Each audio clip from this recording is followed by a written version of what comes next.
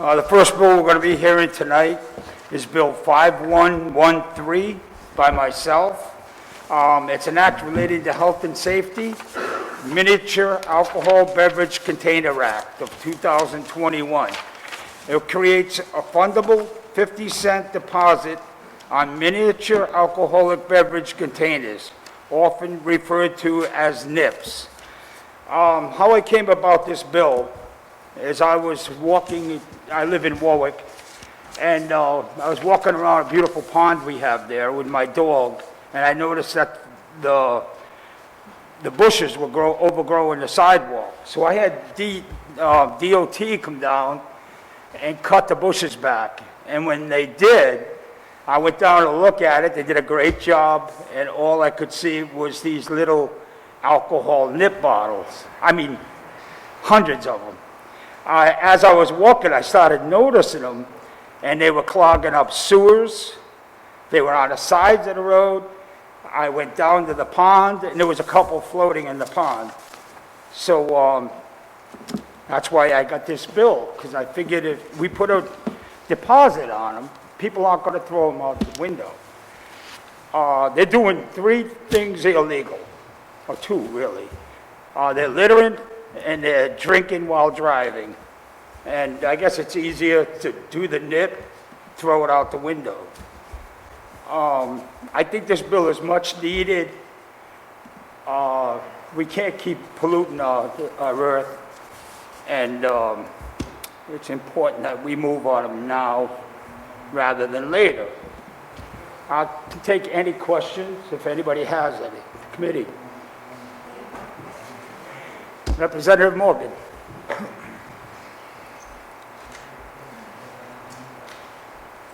Thank you, Chairman. Do you envision that the person who buys the nip would pay the 50 cents?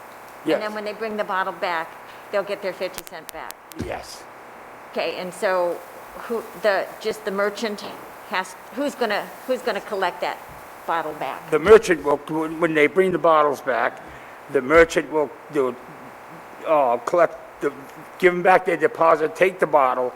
The distributor then comes down and takes the bottle and either recycles it or do whatever they do with their empty bottles. If any deposits aren't collected, then that extra money goes into the water fund. I'd have to look at the bill. It's in the bill. So to go into the Clean Water Act, to help with our pollution. Anyone else? Did I answer your question? Yes, you did. And just a follow-up, Yeah. have you talked with any liquor stores or the people and what they thought about? Are they going to be a burden on them to collect these? Well, I wouldn't say it's going to be a burden. I mean, they're going to say it's a burden, but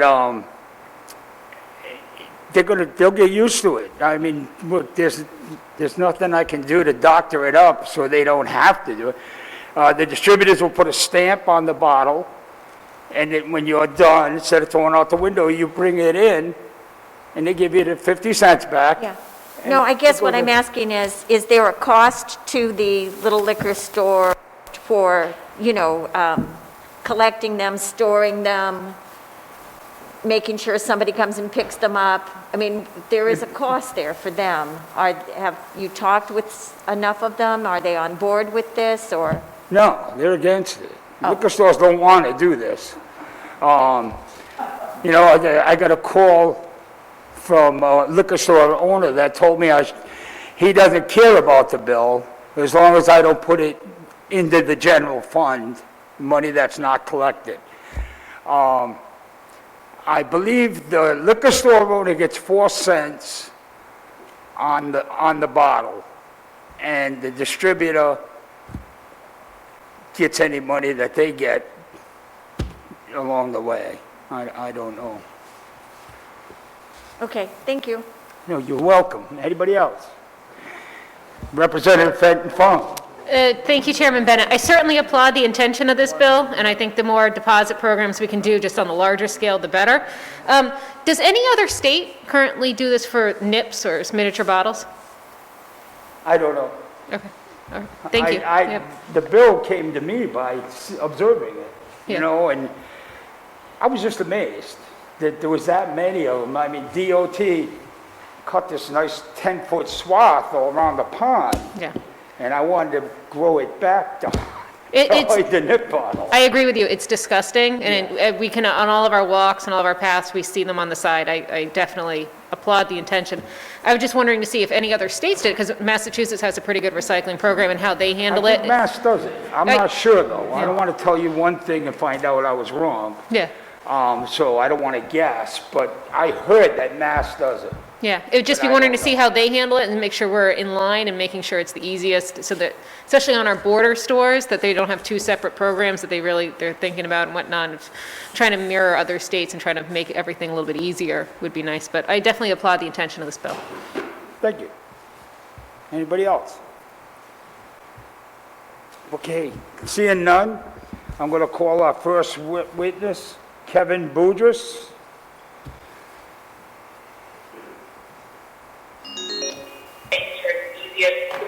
Especially on a board. Hi, Kevin. Chair Bennett. Hey, it's Representative Dave Bennett on the Environment and Natural Resources. You have the floor. Thank you, Chair Bennett, and thank you to the members of the committee for the opportunity to testify on House Bill 5113. My name is Kevin Budres, and I work with Conservation Law Foundation, or CLF. CLF supports this bill. I've submitted written testimony to the committee, but I just want to highlight a few important issues when it comes to this bill. As Chair Bennett explained, this bill creates a deposit return program specifically for miniature alcohol bottles, or NIPs, with a 50-cent deposit. A 50-cent deposit would be truly a powerful incentive for people to return NIPs to be recycled, and this is something that we really need. As Chair Bennett was explaining earlier, NIPs containers can just be found everywhere in the environment, on streets, in parks, on beaches, in rivers, and oceans. And volunteers put in a Herculean effort to try to clean all this up, but this bill presents a much better approach. Just incentivize people to not throw them on the ground in the first place. And importantly, litter isn't the only issue here. According to the Rhode Island Resource Recovery Corporation, most small NIPS containers cannot be recycled through our single-stream recycling system. The sorting equipment at RIRRC's facility cannot sort out and capture the tiny bottles. So that means all of these plastic bottles that don't end up in the environment end up in the landfill anyways. House Bill 5113 can help address that problem. When plastic containers like this are source separated, collected by retailers, and turned over to distributors, they can then be sold directly to recyclers without the need for sorting equipment. And just a few notes, Ray, some of the questions that were asked earlier. I think Rep. Benton Fung asked about whether any other states do deposits on NIPs. Maine and Iowa both have deposits on NIPS containers. So there is an existing model for handling this out there. And by simply adding a deposit to NIPS, we keep them out of the environment, keep them out of the landfill. So thank you, Chair, for introducing this bill. CLF is the committee to support House Bill 5113. Thank you so much, and I'm happy to answer any questions.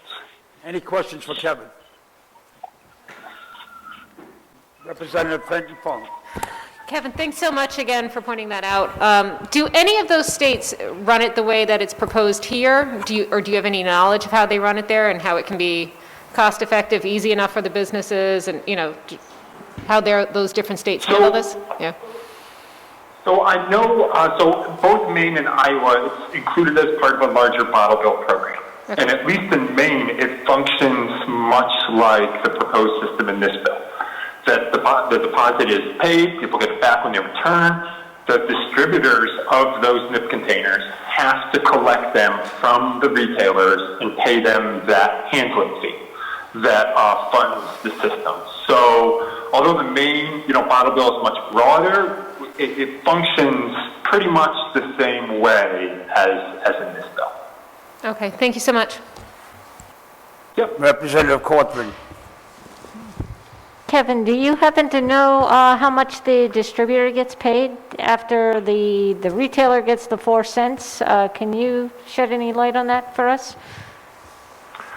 So yes, the distributor pays the 4-cent handling fee to the retailer. What the distributor then gets paid really depends on the recycling market, because the distributor has all of this material. The number one plastic that these containers are made out of is still a valuable material in recycling markets. So they, will sell that material to recyclers at whatever the going rate is. That rate for plastic can be really variable. So it would be hard to put a price number on that, especially per container. But that's how they can make up some of the money that they're paying in the handling fee.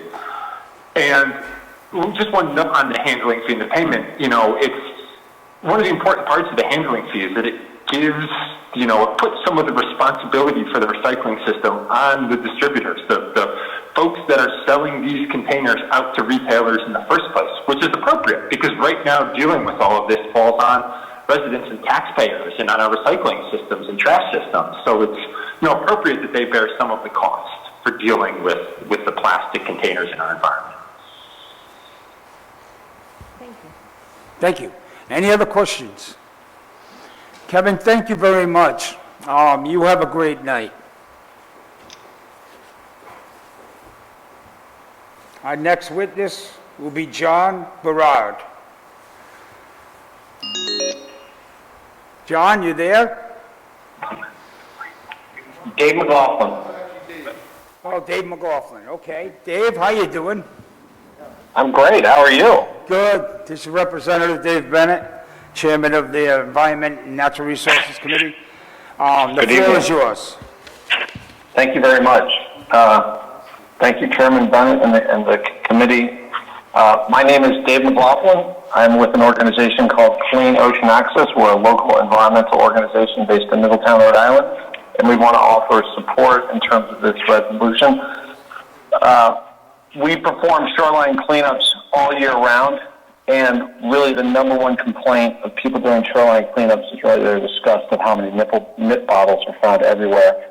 The spirit of the 50-cent deposit will send a strong message that will be an excellent deterrent for making sure that these items are not littered along our shoreline. The collection programs that we've seen for plastic film within the Restore program is a really good example of where in stores a reasonably small container can be very sufficient at collecting the material.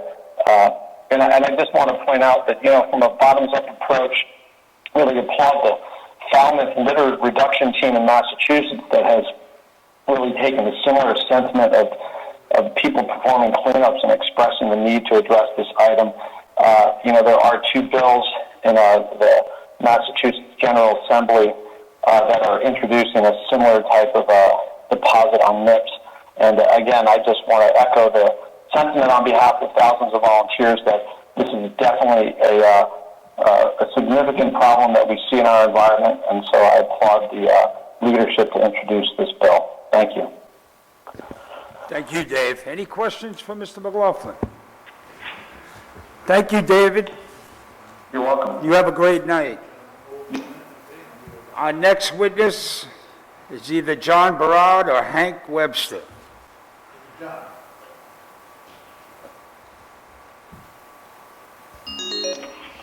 Hi, who am I speaking to? Hello?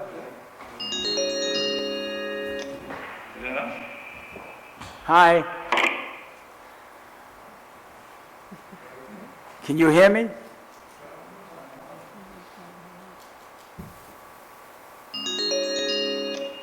Hello? Hello, this is John. Hi, John. This is Rep. Dave Bennett. Hi, Chair Bennett. How are you? I'm doing good. The floor is all Good. yours. Thank you. So my name is John Berard. I am the Rhode Island State Director for Clean Water Action. I speak today on behalf of our nearly 20,000 members here in Rhode Island. Clean Water Action supports 5113, and we urge the committee to pass it. Kevin, my colleague, already laid out a good case for this. But I want to talk a little bit about what happens very briefly when these things end up in the environment. Obviously, Chair Bennett and others, you've highlighted that, these little bottles are a scourge on our communities in the form of litter. I live in Woonsocket. I see them on my daily runs with my son all the time, so I agree with you. These little things get washed down the storm drain and get conveyed into our waterways and out into Narragansett Bay. And if I were there in front of you in person, as I normally do when I testify on these types of bills, I would be passing around the jars of microplastic pollution that Clean Water Action collected from Narragansett Bay in 2017. Very disgusting. Many of you have already had the pleasure of looking up at them and seeing, what plastic pollution does to our environment right here in Rhode Island. So when these things get washed into the water, they break down through sunlight and wave action and turn into microplastics. They're ingested by fish and the seafood that we eat and wash up on our beaches. And so, it's a litter issue, it's a plastic marine pollution issue, and for a state state like Rhode Island, where we rely on Narragansett Bay for a lot of our economic activity, it's the cultural identity is associated with our waters and our beaches and all of that stuff. It's really important that we stop this type of pollution at its source. And so that's why we are in support of H5113, and we thank you, Chair, for your leadership on this issue. And I'll take any questions if you have them. Any questions? Seeing none, John, thank you. Have a good night. Thank you, Tim. You. Our next witness will be Hank Webster. Hank, you there? I am here. Can you hear me, Chair Bennett? Yes, I can, Hank. The floor is yours. Excellent. Thank you so much. Thank you, Chair Bennett, members of the committee. Just full disclosure, I will be testifying on several bills tonight and in different capacities for each one. Some of you may know me as the State Director for Acadia Center, but on this bill, I am actually testifying as the chair of the West Greenwich Land Trust. Should I pause? It's okay. Any questions? He hasn't done, Go ahead. keep going. Keep going? Okay. Yeah, I'm sorry. thank you. I got caught up with something. My hearing aids are malfunctioning on me, and we're just getting used to the virtual thing with hearing aids. Of course. Not a problem at all.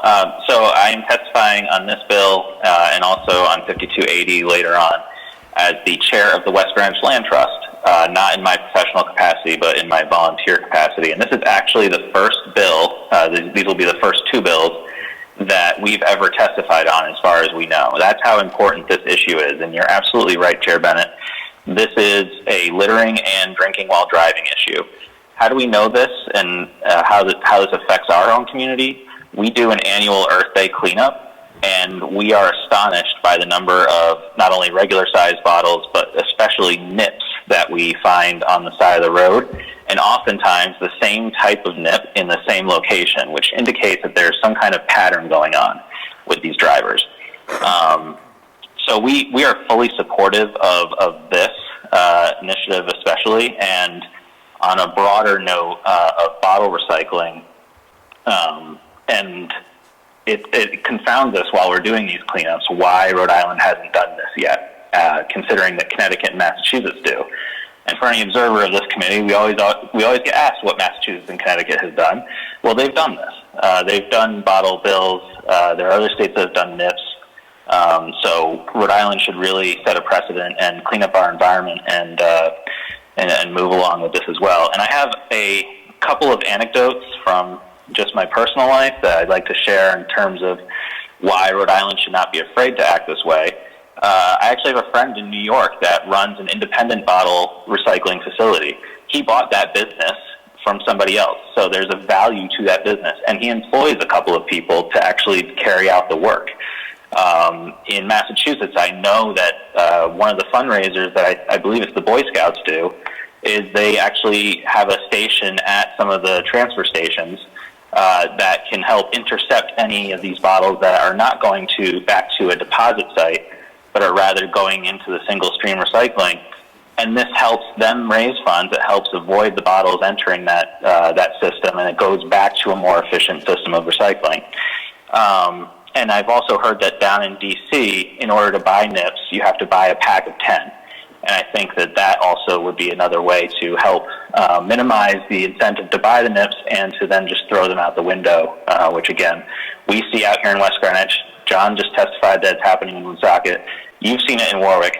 I don't know if it's a problem with cities that start with W.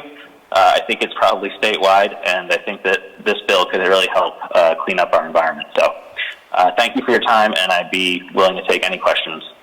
Thank you, Hank. Any questions for this witness? Nope. You have a good night, Hank. Thank you for your support. Absolutely. You too. Thank you.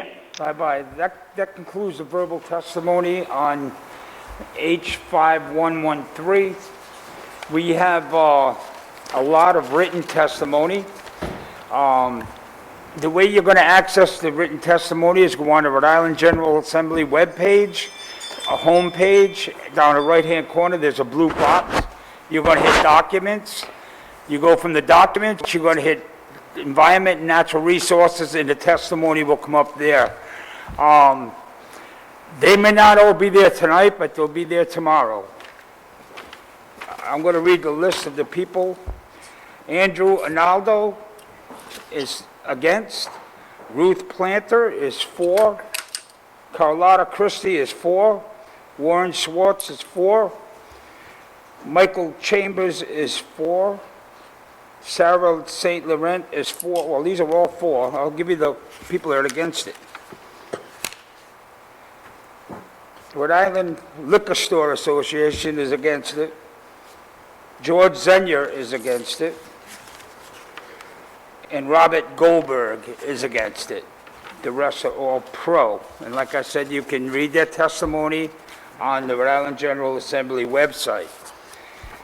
That concludes the hearing for H5113.